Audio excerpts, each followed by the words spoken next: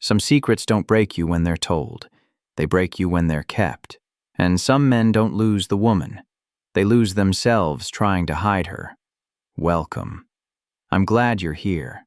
May you find the strength to see clearly when the world asks you to look away. If this story moves you, let me know in the comments.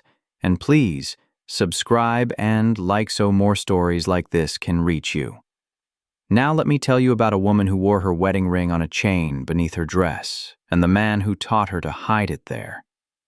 The band catches light through the fabric. Simone presses her thumb against her sternum, feels the ring's outline through silk. The metal is warm from her skin.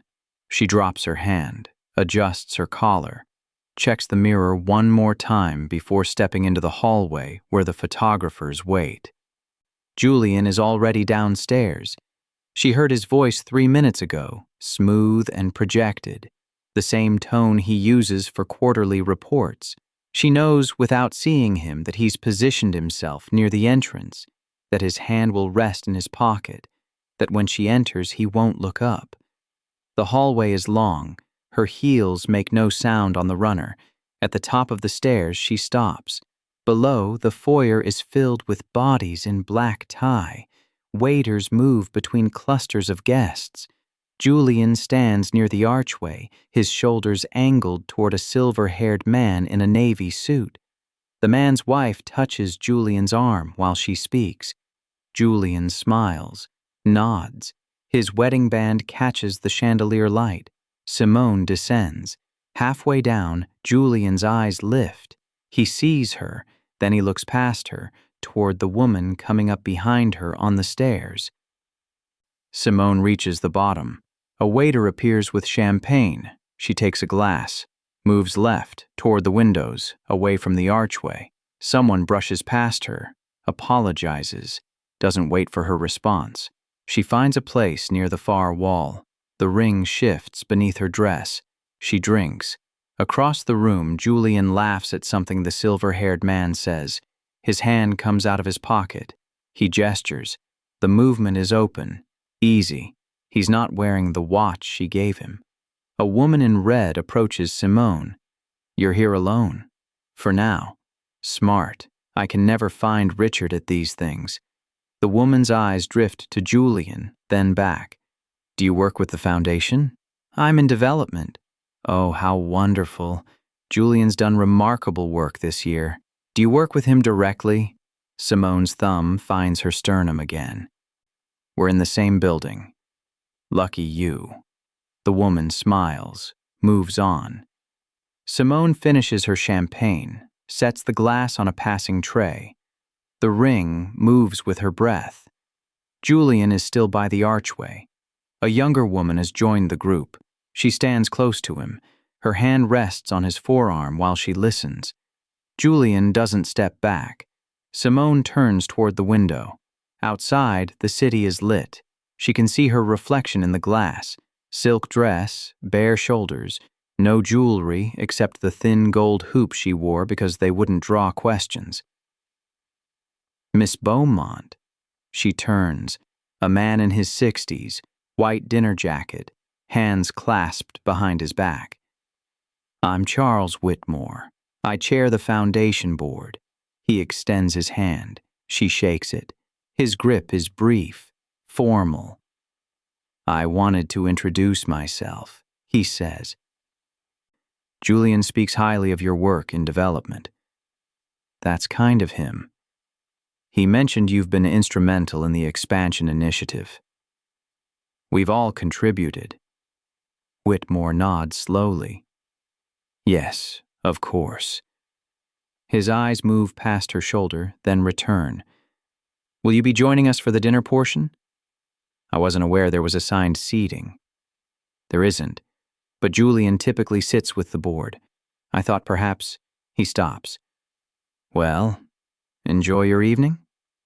He walks away before she can respond. Simone watches him cross the room. He stops beside Julian, leans in, says something brief.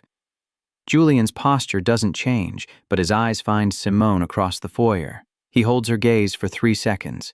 Then he turns back to Whitmore and smiles. The dinner is held in an adjoining room. Long tables, candles, place cards. Simone finds her name near the far end. Julian's is at the head table, flanked by Whitmore and a woman whose card reads, Victoria Hale. Simone sits. The man to her left introduces himself. She nods, doesn't retain his name. The woman to her right is already deep in conversation with someone across the table. Waiters bring the first course. Simone cuts into her salad, eats mechanically. At the head table, Julian is speaking. Victoria Hale laughs. Her hand touches his shoulder, lingers. Julian doesn't move away. Simone sets down her fork. The ring presses against her chest. Someone taps a glass. The room quiets. Whitmore stands. Thank you all for being here tonight, he begins. This foundation exists because of people who believe in second chances, in the power of education, in breaking cycles that trap entire communities. Simone watches Julian. He's looking at Whitmore, expression attentive, hands folded on the table. Whitmore continues. And none of this would be possible without the vision and generosity of our founder, Julian Cross. Applause. Julian stands, nods to the room. His eyes sweep the tables. They pass over Simone without stopping. He speaks for 4 minutes. His voice is steady, practiced. He talks about legacy, about responsibility, about creating systems that outlast individuals. He doesn't mention her, doesn't glance her direction again. When he sits, Victoria Hale leans close, says something that makes him smile. Simone stands. The man to her left looks up, startled. She murmurs an excuse he doesn't hear and walks toward the exit. The hallway is empty. She keeps walking until she finds a bathroom. Locks the door, leans against the sink. Her reflection stares back. Same dress, same face, same ring hidden beneath fabric. She reaches up, pulls the chain from beneath her collar. The band hangs in the light, gold and simple, engraved on the inside with a date only 2 people remember. She tucks it back, adjusts her dress, unlocks the door. Julian is in the hallway.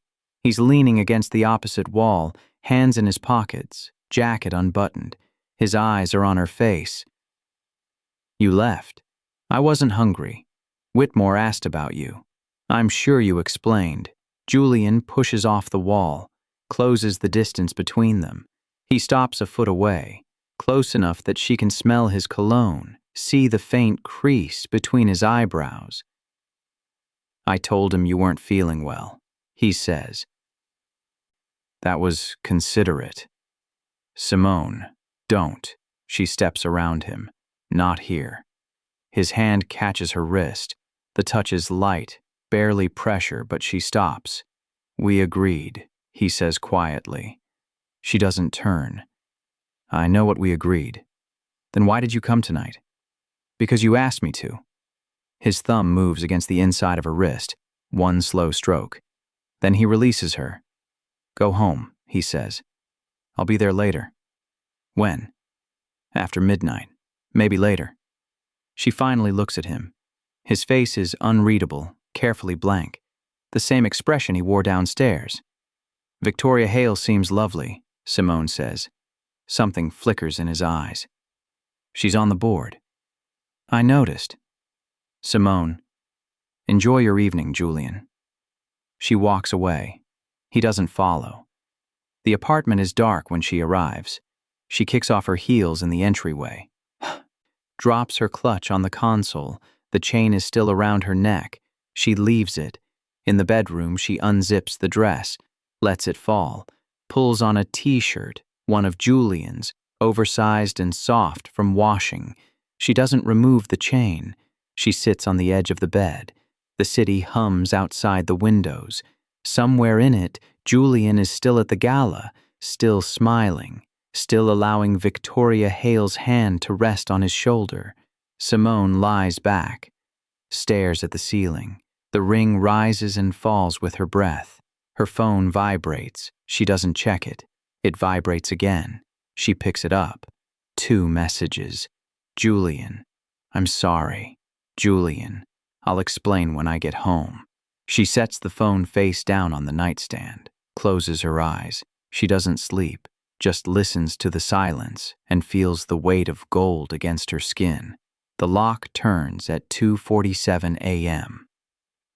Simone is still awake, still wearing his shirt.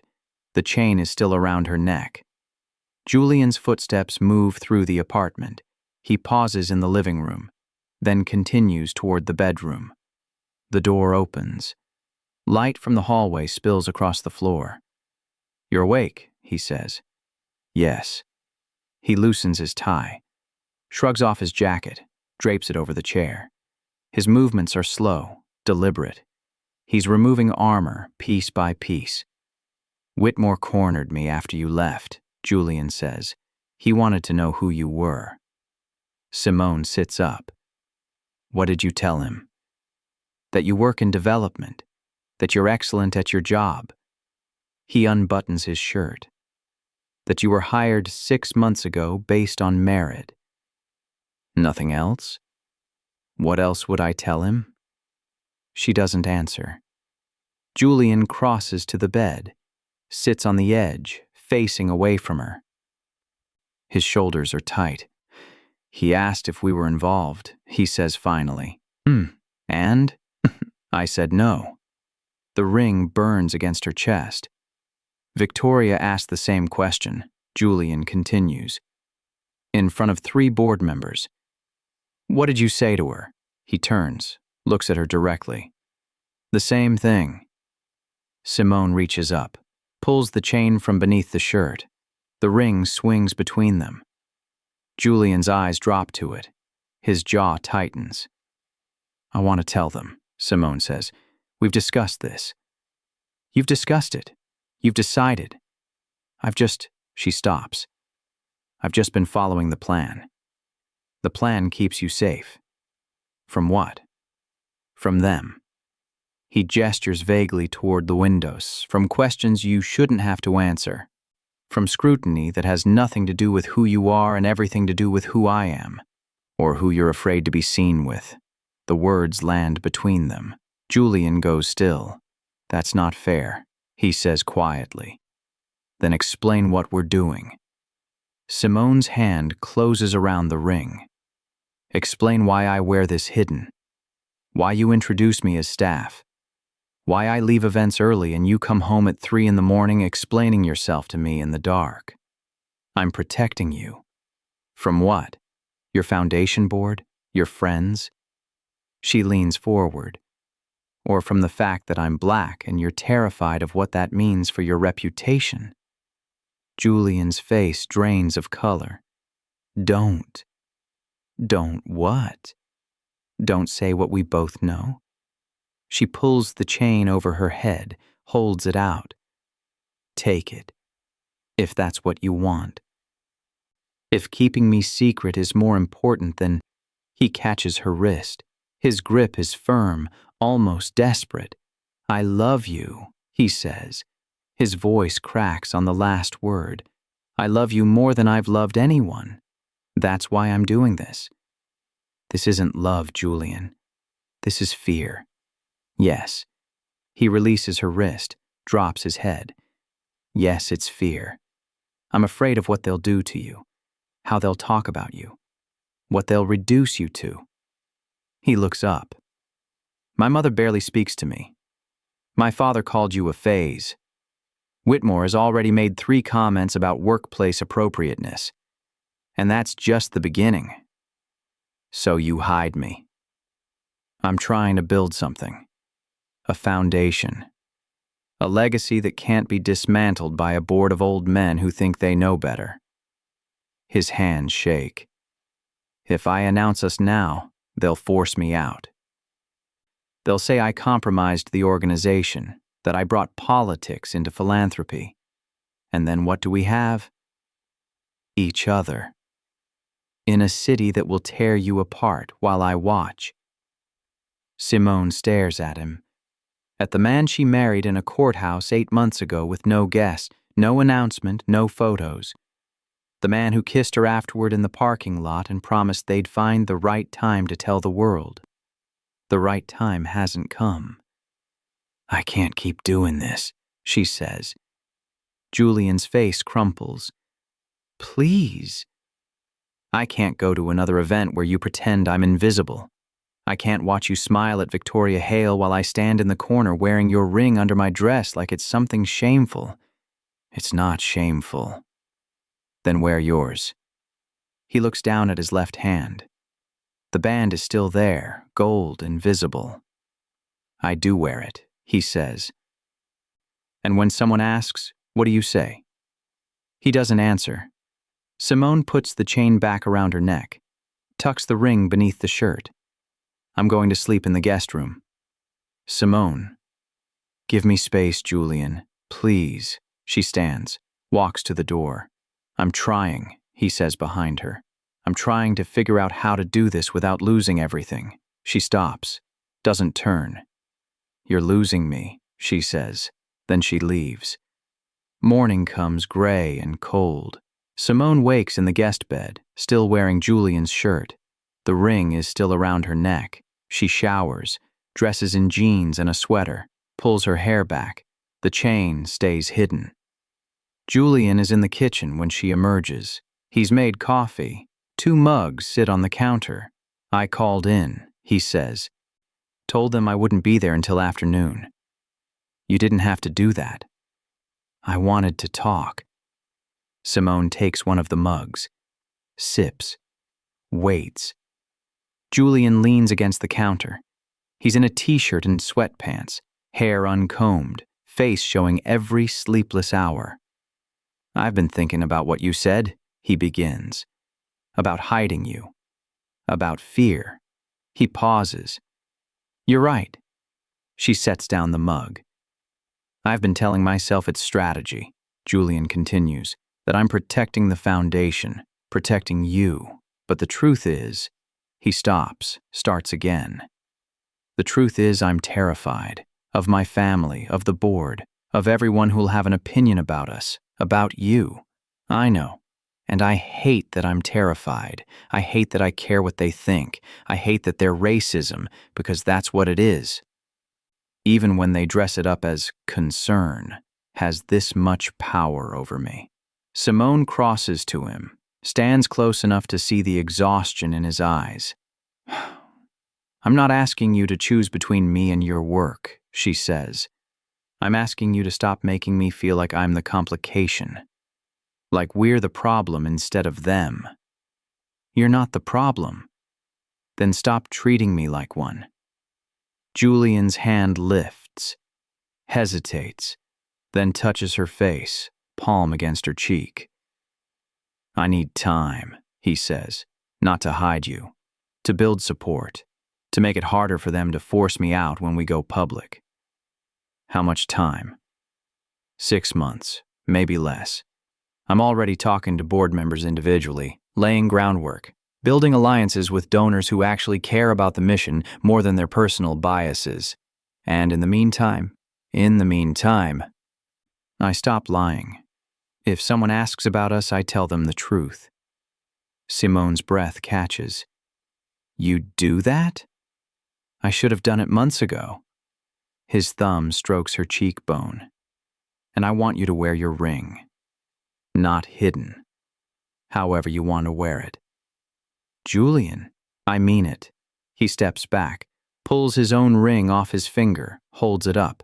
I've been wearing this and pretending it doesn't mean anything, acting like it's just jewelry, but it's not. It's you, it's us. And I'm done pretending otherwise. He slides the ring back on, takes her hand, presses her palm against his chest, over his heart. I'm going to screw this up, he says. I'm going to get scared again. I'm going to want to control things I can't control. But I need you to know. I'm trying. I'm going to keep trying. Simone's throat tightens. She nods. Julian pulls her close. She lets him. Feels his arms circle her, his chin rest on top of her head, his breath slow and steady against her hair. I love you, he whispers. I know. Say it back. I love you too. They stand like that for a long time, coffee growing cold on the counter, city waking up outside the windows, ring pressing between them, no longer hidden, no longer secret, finally warm. 3 weeks later, Julian's father visits. Simone is in the living room when the knock comes. Julian is in his office on a call. She opens the door. Harrison Cross stands in the hallway.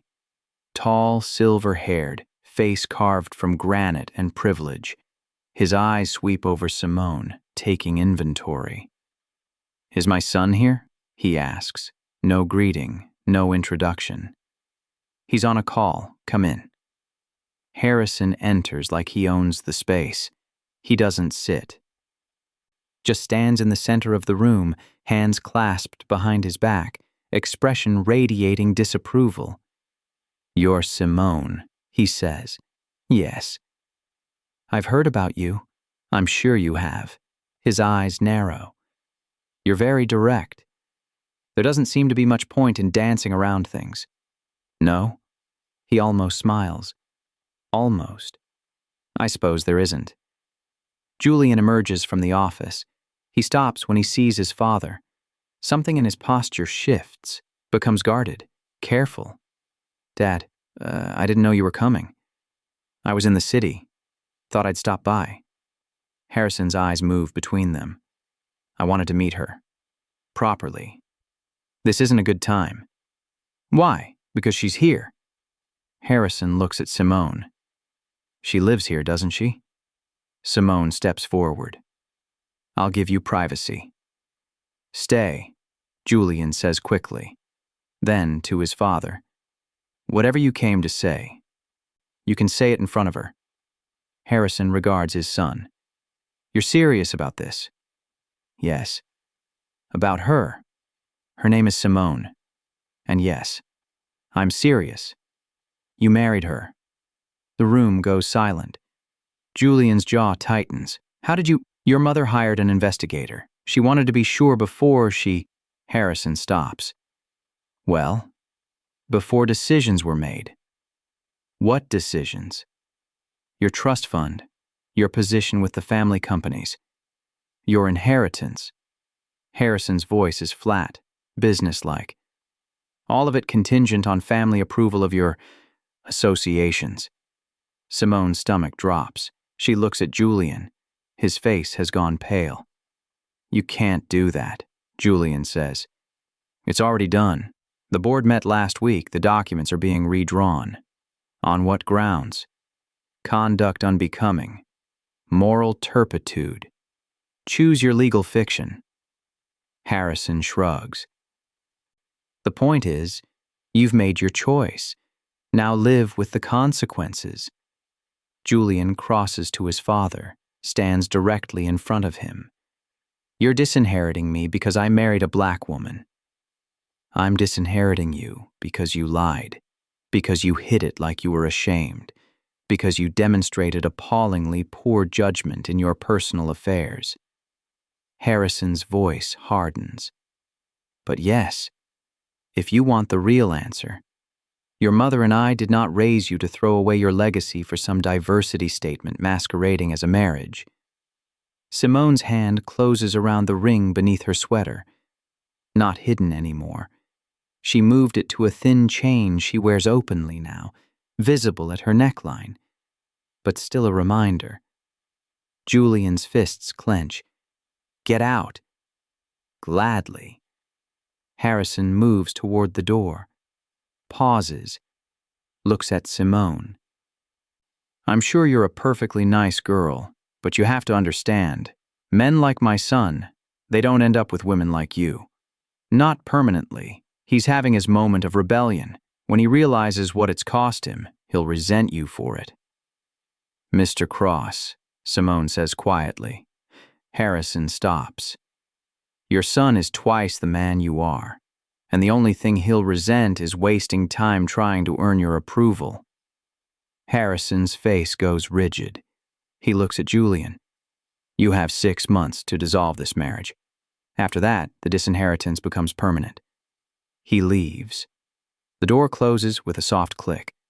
Julian stands frozen. His breathing is shallow, rapid. Simone goes to him, touches his arm. Julian, he wants me to leave you. I heard. He's taken everything. The money, the companies, He stops. Laughs, sharp and bitter. He's taking the foundation endowment. That's what this is really about. The family pledged $20 million over 5 years. If I don't comply, they withdraw it. Then let them. Julian turns. You don't understand. That endowment funds the expansion, the scholarship program, the after-school initiatives. Without it, you find other donors. There aren't other donors at that level. Not easily, not quickly. His hands rake through his hair. God, I'm an idiot. I should have seen this coming. I should have protected. Stop! Simone grabs his hands, holds them. Stop trying to protect things that don't deserve protection. Your father doesn't care about the foundation. He cares about control, and he'll keep using it against you until you stop letting him. What if he's right? What if I resent you? Do you resent me now? No. God. No. Then trust that. Trust us. She pulls his hands to her chest, over her heart. I'm not asking you to throw away your legacy. I'm asking you to build a new one. Julian's eyes fill. He pulls her close, buries his face in her neck. His body shakes. I'm scared, he whispers. I know. I don't know how to do this without them. You learn. He holds her tighter. What if I fail? Then we fail together. They sink to the floor. Julian's back against the couch, Simone between his knees, his arms wrapped around her from behind. They sit like that while the city moves outside, and the future they thought they had rebuilds itself into something smaller, harder, real. The article runs 2 months later. Crossair, secretly married. Family demands annulment. Someone leaked it. Harrison, probably. Or one of the board members who wanted Julian gone. The photo they use is from the gala. Julian in his tux, Simone visible in the background, far from him, clearly separated. The caption reads, Julian Cross, 36, founder of the Cross Foundation, reportedly married development associate Simone Beaumont in a private ceremony last year. Sources say the family has threatened disinheritance. By noon, it's everywhere. Social media explodes. Cross Foundation trends. Half the comments are supportive. The other half are exactly what Harrison predicted. Vicious, racist, questioning Simone's motives and credentials. Julian's phone doesn't stop. Neither does hers. They turn them off. Sit in the apartment with the curtains drawn. I'm sorry, Julian says for the 20th time. Stop apologizing. They're tearing you apart. They're showing who they are. Let them. He looks at her. She's on the couch, legs tucked under her, ring visible on the chain at her throat. She looks tired, but not broken. How are you so calm? He asks. I'm not. I'm furious, but I'm not surprised. She meets his eyes. Are you going to let them win? What? Your family. The board. The trolls online. Are you going to let them decide what happens to us? Of course not. Then we need a plan. Julian sits beside her. What kind of plan? The kind where we stop reacting and start acting. The kind where we control the narrative instead of hiding from it. What are you suggesting? Simone pulls her laptop closer, opens it. We do an interview, both of us, on camera. We tell the story ourselves. The media will crucify us. They're already doing that. At least this way, they'll have to use our words instead of their assumptions. Julian stares at the screen. What would we even say? The truth, that we met at a conference, that you didn't know who I was and I didn't know who you were, that we fell in love like normal people, that we got married because we wanted to, Not because of some agenda or scandal. She looks at him. That your family's racism isn't our shame to carry. They'll hate you more. They already hate me. This way, at least we're not cowering. Julian's hand finds hers. Their rings catch the light. His on his finger, hers on her chain, both visible, both real. Okay, he says finally. Let's do it.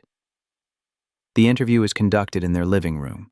The journalist is Maya Chen, a respected reporter known for tough questions and fair coverage.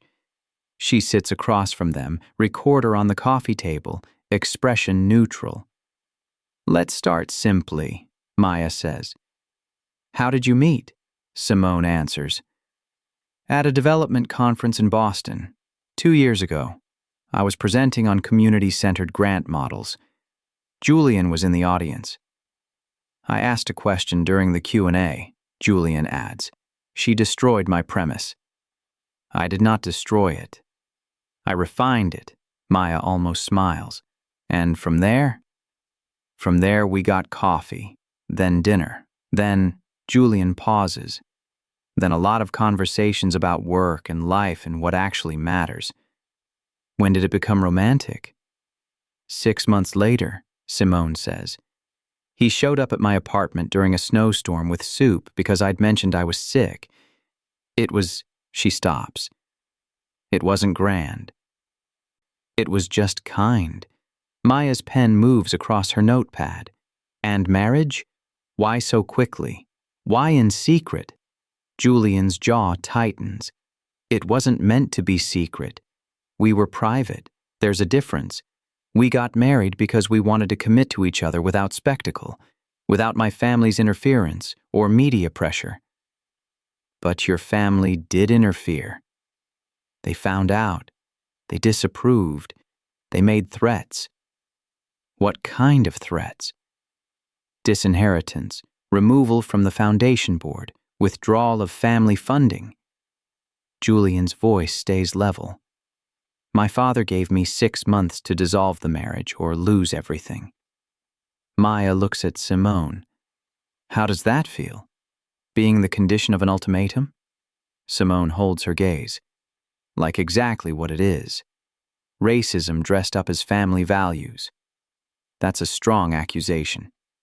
It's the accurate one. They didn't object to marriage. They objected to me. My race. What our relationship represents to their social circle. She leans forward. Let me be clear. I'm not a victim. I knew what I was getting into. I knew Julian came from wealth and legacy and a family that would see me as a threat.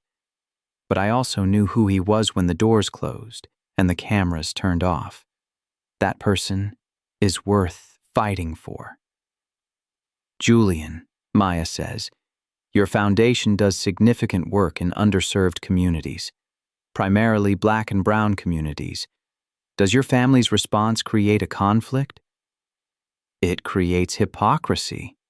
They're happy to fund programs that help people who look like Simone. They're just not willing to accept her as family. Julian's hand finds Simone's, but that's ending. I've resigned from the family companies. I've declined the inheritance. The foundation is restructuring to become fully independent of cross-family funding. Can it survive that? We'll find out. But I'd rather build something smaller and real than maintain something massive and hollow. Maya scribbles notes. Simone, people online are saying you're a gold digger, that this marriage is calculated. How do you respond? I don't. People who want to believe that will believe it regardless of what I say. My worth isn't determined by their opinions, but it must hurt. Yes, it hurts. Racism usually does. Simone's voice doesn't waver. But I'm not going to perform pain for people who won't believe me anyway. I'm going to keep working, keep living, keep loving my husband. Maya's eyes sharpen. Even if it costs him everything? It's not costing him everything. It's costing him things that don't matter. Family who can't accept reality, money tied to conditions. Legacy built on exclusion. Simone squeezes Julian's hand. What we're building now, that's worth more. The interview runs the following week.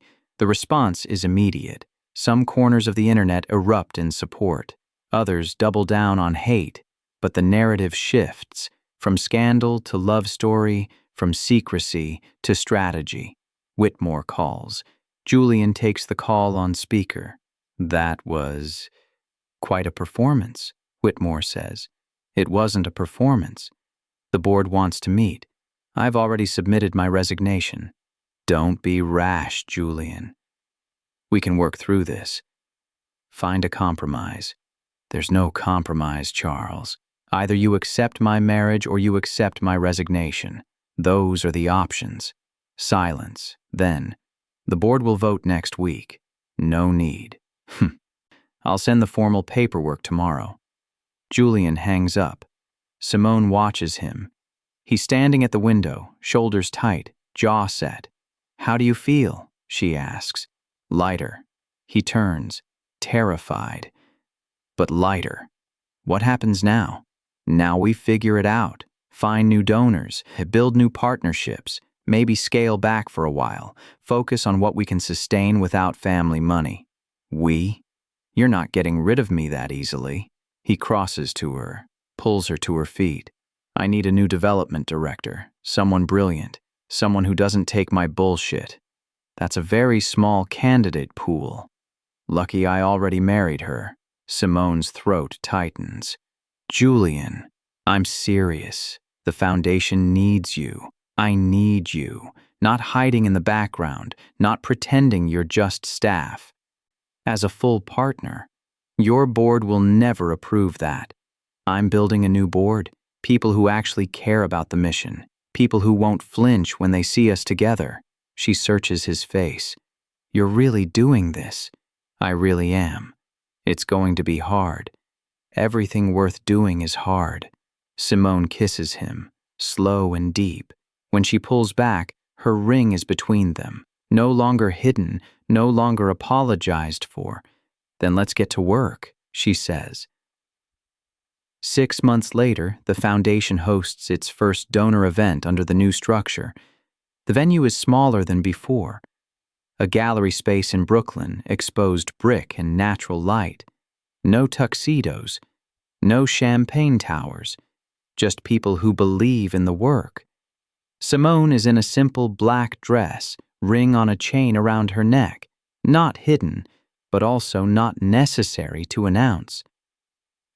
Julian is beside her in a blazer and jeans, wedding band visible, arm around her waist. They're no longer hiding, but they're also no longer performing. The crowd is different. Younger donors, community leaders, people who've been through the programs. No Whitmore, no Victoria Hale, no one who requires explanation. Maya Chen approaches.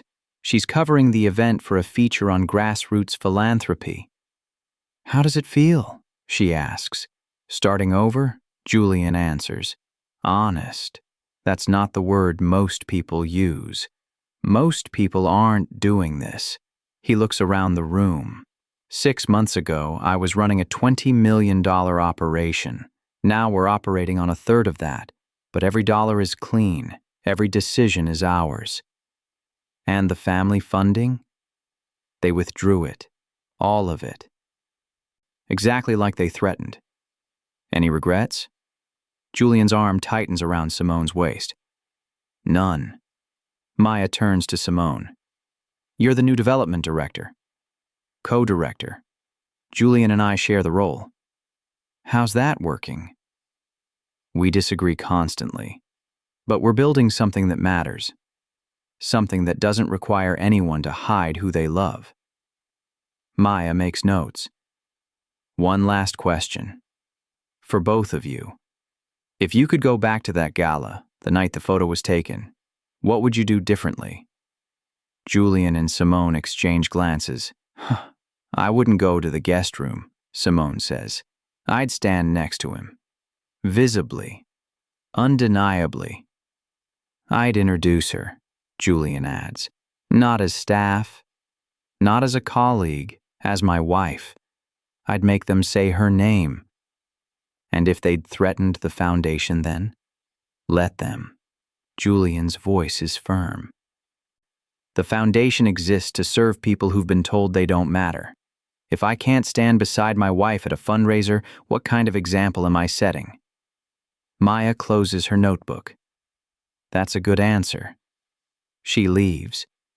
Julian and Simone stand together, watching the room fill with people who chose to be there, who didn't need convincing, who didn't require them to split apart or code switch or apologize. Thank you, Julian says quietly. Simone looks at him. For what? For not leaving. For fighting. For, he stops. For believing this was worth it. It is worth it. She touches his face. You're worth it. He kisses her forehead, her temple, the corner of her mouth. The room continues around them, conversations about programs and impact and next steps. The work they're building together, foundation by foundation, decision by decision.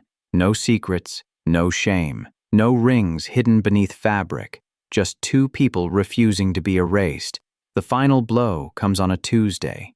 Julian's mother calls, not his father, never his father again, but Caroline Cross, who hasn't spoken to her son in 8 months. Julian takes the call in the office. Simone is at the door close enough to hear. Hello, Mother. Julian. Caroline's voice is thin, carefully controlled. I'm calling about your father. What about him? He's ill, pancreatic cancer, stage 4. Julian goes still. How long? Months? Maybe less. A pause. He wants to see you. Why? Because he's your father. He disowned me. He's dying, Julian, please. Julian closes his eyes. Does he want to apologize? I don't know what he wants, but he's asking for you. And Simone? Does he want to see her too? Silence. That's what I thought, Julian says. Tell him no. Julian, tell him no. Tell him I hope he finds peace. But I'm not coming to perform forgiveness for a man who can't see his own racism even on his deathbed. He's your father. He stopped being my father when he made me choose, when he looked at the woman I love and decided she wasn't worthy of basic respect. Julian's voice cracks. I chose, Mother. I chose her. I'll always choose her. Caroline's breath hitches. He was wrong. Julian's eyes snap open. What? Your father. He was wrong. About Simone. About the marriage. About all of it. She's crying now, quiet and restrained. I was wrong too. I'm calling to... I should have called months ago. I should have... Mom. Julian's voice softens. It's okay. It's not okay. I let him poison me against her. Against you. I let fear make me cruel. She inhales shakily. I'd like to meet her. If she's willing? If you're willing. Julian looks at Simone. She nods. She's here, Julian says. Do you want to talk to her? God, yes, please. Julian hands Simone the phone. She takes it, holds it like it might explode. Mrs. Cross, she says. Simone. Caroline's voice is warm, desperate. I'm so sorry. For everything. For what we put you through. For making you feel it's okay. It's not. But I'm hoping we can start over. That you'll give me a chance to know you. To be, she stops. To be your family. If you'll have me. Simone's eyes fill. She looks at Julian. He crosses to her, takes her free hand. I'd like that, Simone says. Caroline sobs once, sharp and relieved. Thank you. Thank you. They talk for 20 minutes, about small things, safe things, books and work and the weather, building bridges one careful sentence at a time. When Simone hangs up, Julian pulls her into his arms. Are you okay? He asks. I don't know. Yes, maybe. She laughs wetly. Your mother apologized. She did. Your father is dying. He is. Do you want to see him? Julian is quiet for a long time. No, not unless he's willing to see us, both of us, as we are. He won't. I know. Simone holds him tighter. I'm sorry. Don't be. Some people don't change, even when they're dying. He pulls back, looks at her directly. But my mother might. And that's something. It is. They stand together in the small office of their rebuilt foundation. Outside, Brooklyn moves through another ordinary Tuesday. Inside, something shifts. Something softens. Not forgiveness, not yet, but possibility. Harrison Cross dies 6 weeks later. Julian doesn't attend the funeral. Neither does Simone. They spend the day at the foundation office, working side by side, making calls, reviewing grant proposals, being present in their actual lives instead of performing grief for a man who never saw them. Caroline calls afterward.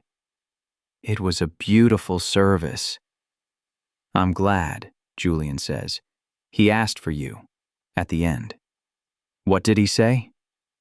That he was sorry, that he'd been a fool. Caroline's voice breaks, that he hoped you'd forgive him. Julian closes his eyes. I don't know if I can. I'm not asking you to. I'm just telling you what he said. Okay. Julian, he left you something. In the will. A letter. I don't want it. Please, just read it. Then you can decide. The letter arrives 3 days later. Julian stares at the envelope for an hour before opening it. Simone sits beside him. Do you want me to leave?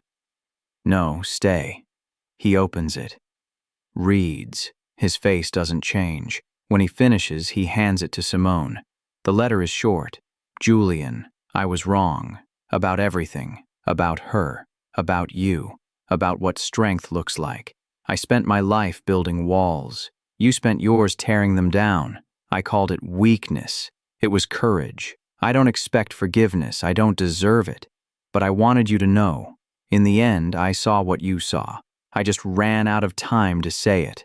The foundation endowment has been reinstated. No conditions, no strings. Use it however you see fit. Love her well. She chose you when you had nothing. That makes her richer than our entire family. I'm proud of you. I should have said that more. H.C. Simone sets down the letter. Julian. He's crying.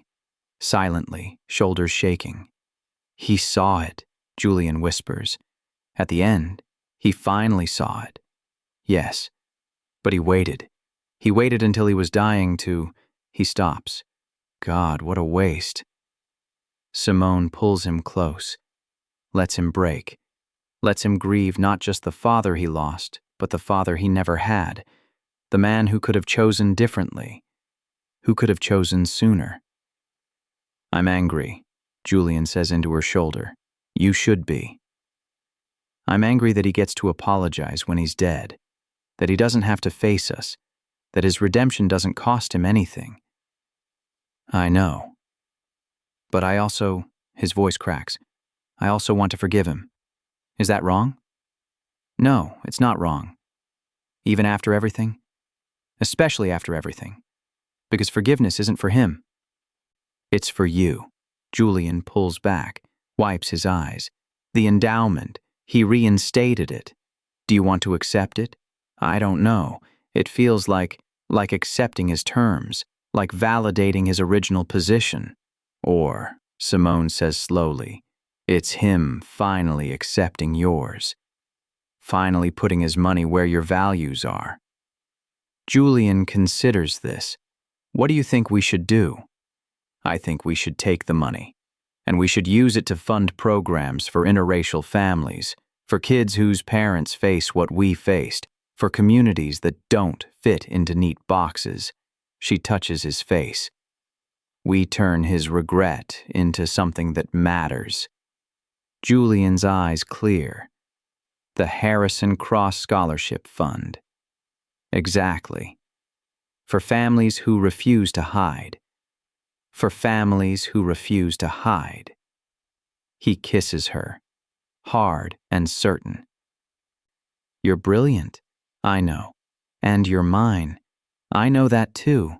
They sit together in the apartment they built, the life they chose, the foundation they're creating from scratch and stubbornness and $20 million worth of posthumous redemption. It's not perfect. It's not clean. But it's real. And it's theirs. 1 year after the article runs, the foundation holds its annual gala. This time, it's at the Museum of Contemporary Art. This time, the guest list is intentional. This time, Simone and Julian walk in together, his arm around her waist, her ring visible at her throat. The room is packed. Donors, board members, community partners. Julian Cross is there, seated at the head table, smiling when they enter. Whitmore is not there. Neither is Victoria Hale. Why? Neither are most of the original board members who demanded Julian's resignation. This is a different foundation now, smaller in budget but wider in vision, less concerned with prestige and more focused on impact. Maya Chen is covering the event. She approaches them near the entrance. "Big night," she says. "Very big," Julian agrees. "We're announcing the new scholarship program and the expansion into 3 new cities. Funded by your father's endowment, funded by his regret. We're calling it the Second Chance Initiative." Julian's hand finds Simone's. Because everyone deserves a second chance, even people who take too long to earn it. Maya makes notes. That's generous. It's practical. Anger doesn't change systems. Strategy does. And personally? Maya looks at Simone. "How are you two doing?" Simone answers. "We're married. We're working. We're building a life that doesn't require apology. That's more than enough." "No regrets?" "None," Simone says, then pauses. "Actually, one. I regret that it took so long for people to see us, but I don't regret fighting for it." "Julian?" He looks at Simone. "My only regret is that I ever asked her to hide. But we're past that now." The lights dim. Someone taps a microphone. It's time for the program. Julian and Simone move to the front. They take the stage together. Julian speaks first, outlining the foundation's work, the expansion, the new scholarship fund. Then he pauses, looks at Simone. "Before we continue," he says, "I want to introduce someone who's been integral to this foundation from the beginning, even when I was too afraid to acknowledge it publicly." The room goes quiet. "This is Simone Beaumont Cross, my wife, my partner, my co-director, the reason any of this matters." Simone steps forward. The ring at her throat catches the light. "Thank you, Julian." She turns to the audience. "A year ago, I stood in a room not unlike this one. I wore my wedding ring hidden beneath my dress. I smiled when people asked if I worked with Julian. I left early so no one would question my presence." She pauses. The room is utterly silent. "Tonight I'm standing here wearing my ring openly, introducing myself as his wife, explaining the work we're doing together. Not because the world changed, but because we stopped waiting for permission to exist." Applause begins. Scattered at first, then building. "This foundation serves families who refuse to be erased," Simone continues. "Who choose each other despite systems designed to separate them. Who build lives that don't fit into neat categories. We're honored to do this work. And we're not doing it alone." She gestures to the audience. "Thank you for being here. Thank you for seeing us. Thank you for investing in a vision of the world where love doesn't require apology." The applause becomes a standing ovation. Julian takes her hand. They stand together under the lights, visible and undeniable. Caroline is in the front row, tears streaming down her face, clapping until her palms are red. The program continues. Dinner is served. Donors pledge support. The night unfolds like any successful fundraiser. But at the center of it, something has shifted. Something fundamental and irreversible. Two people refusing to shrink, refusing to hide, refusing to let anyone else define their worth. Late that night, back in their apartment, Simone kicks off her heels. Julian loosens his tie. "We did it," he says. "We did. It's real now. No going back. No going back," she agrees. He crosses to her, pulls her close. "Thank you." "For what?" "For not leaving. For fighting. For being braver than I was. You caught up. Eventually." She kisses him, soft and slow. When she pulls back, she's smiling. "I'm proud of you," she says. "I'm proud of us." They stand at the window, looking out at the city that tried to erase them. The city that failed. Simone's ring hangs at her throat, gold and visible and permanent. Julian's arm is around her waist, holding her close, holding her steady. They've lost things: family, money, the easy path, but they've gained everything that matters: each other. Truth, a foundation built on something real, and a future where they don't have to choose between love and legacy. They get to have both. 5 years later, the foundation is thriving. They've expanded to 12 cities. The Second Chance Scholarship Fund serves hundreds of families. The board is diverse, passionate, unafraid. Simone and Julian run the organization together, splitting responsibilities, sharing decisions, arguing productively. Caroline is a regular donor. She visits often. She's learning, slowly, imperfectly, but learning. Maya Chen writes a follow-up feature. The headline reads, "From Secret to Success, the Cross Foundation, 5 years later." The photo shows Simone and Julian in their office. Her ring is visible. His arm is around her shoulders. They're both smiling. The article quotes them extensively.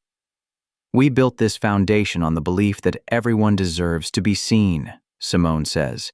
"That started with us seeing each other, then seeing ourselves, then demanding that the world see us too." "The hardest part wasn't losing my family's money," Julian adds.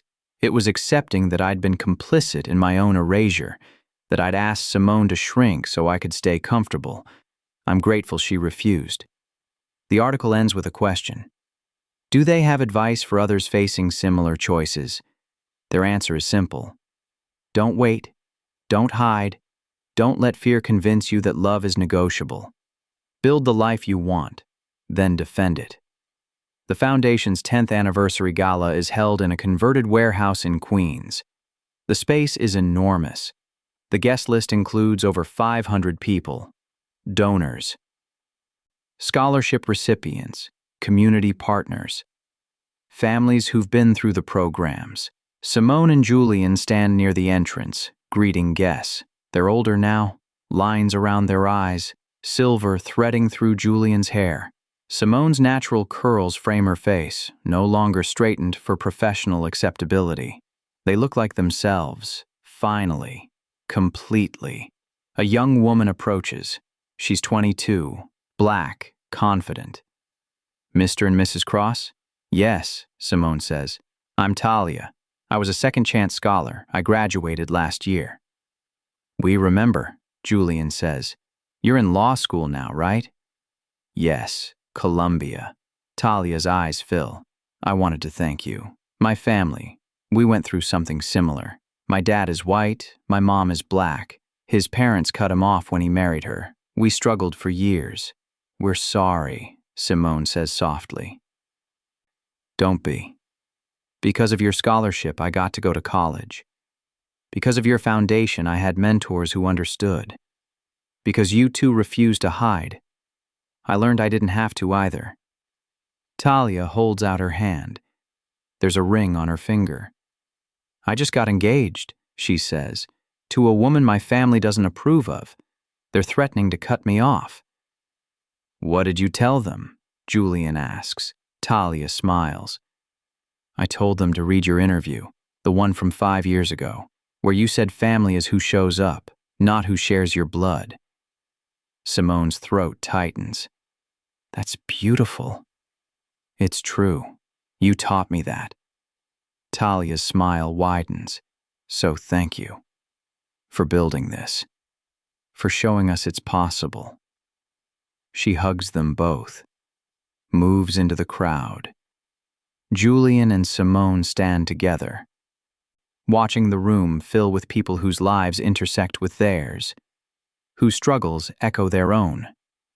We did it, Julian says quietly.